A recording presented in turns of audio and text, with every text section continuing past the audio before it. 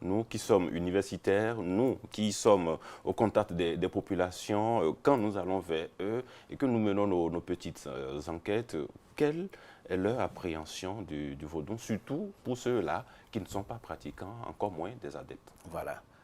Si cette distinction est bien faite, nous aurons, disons, trois catégories de représentation. D'abord, ceux-là qui pensent que le vaudou, c'est le diable, le charlatanisme, tout ce qui est mauvais va avec. Il y a ceux-là qui sont au juste milieu, qui pensent que quand on parle de vaudou, c'est quand même leur réalité, quand bien même entre griffes, les pratiques qui l'accompagnent ne sont pas des pratiques assez saines, la respectent, portent des gants et fait avec. Ils font avec. Voilà. Et une troisième catégorie qui se reconnaissent à travers la chose et font du vaudou leur chose. Et parlant de définition, comme les prédécesseurs l'ont dit, en sociologie aussi, on pourrait tenter d'appréhender la chose. Mais pas l'appréhender au sens de pouvoir dire avec exactitude ce que c'est. Parce que le vaudou, c'est un esprit insondable. Comme l'autre le dirait chez lui, Mao, un esprit qu'on ne peut pas toucher.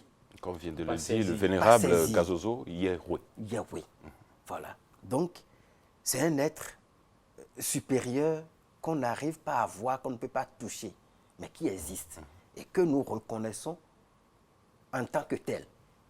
Mais sa manifestation nous permet quand même de savoir son existence et les pratiques qui accompagnent nous permettent aussi de rendre tangible son existence. Est-ce que c'est cet existentialisme-là qui nous envoie vers une représentation? Ah oui, et cet existentialisme nous amène à nous poser certaines questions et c'est la réponse à ces questions qui amène chaque peuple à trouver solution à ces questionnements.